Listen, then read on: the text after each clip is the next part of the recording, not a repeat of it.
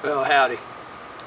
Just a quick little video here to give you an update on what's going on. As you can see, I got the bike back.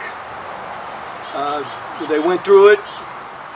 They replaced the left-hand control module and they replaced the fuel cylinder. Then they went back through and completely reprogrammed all the modules just to make sure nothing got corrupted.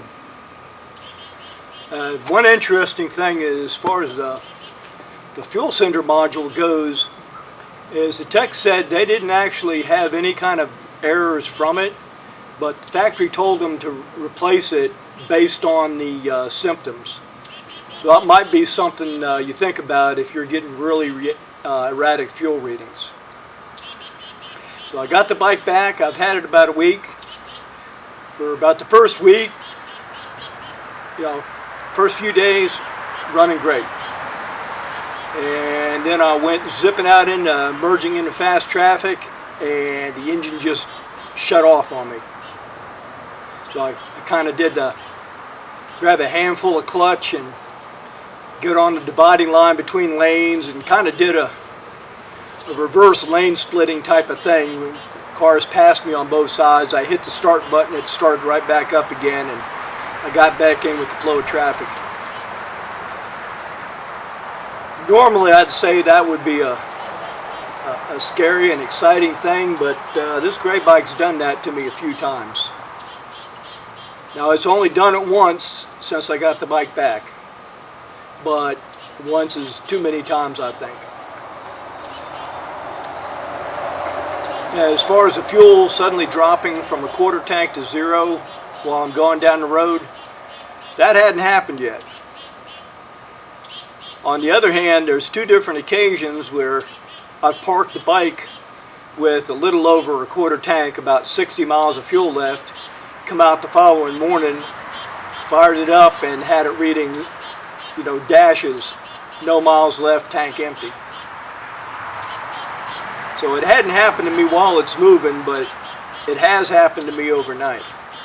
And that's still kind of concerning. Other than that, the bike's been running pretty good. So I'm going to keep running it all the way up till I get to the 5,000 mile mark before I go take it back to Harley. I'll let them do the whole change, and then I'll give them the problem it's been having, and let them take another look at it.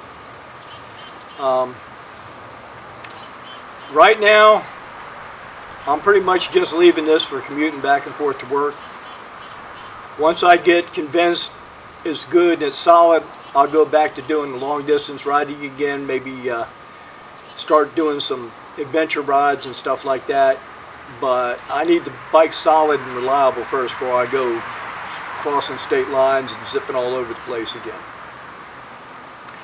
I'm not going to keep doing weekly updates telling you the same old thing over and over again. It's going to start sounding like whining about the bike, and there's enough whining about Pan Ams on the internet for all of us. So unless something actually changes about this bike, I'm not going to post anything about it. I'm going to be doing some other stuff in the channel. I'm going to start covering some of the mountain bike stuff, some of the training stuff, some of the adventure racing stuff I got coming up. Adventure racing, expedition racing, stuff like that. I've been doing a lot of that stuff. And once this bike gets good and solid again, I'm going to start covering Pan Am stuff again. But at the moment, I don't have a whole lot of really good things to say about it. And I'm not going to tell you wonderful things about it if it's not doing good. I'm not an employee of the company by any stretch of the imagination, so I don't have to say things are going great when they ain't. When things starts going good again, I'll let you know. If something catastrophic happens, I'll let you know too. But bike's just kind of cruising along the way it's been going on now.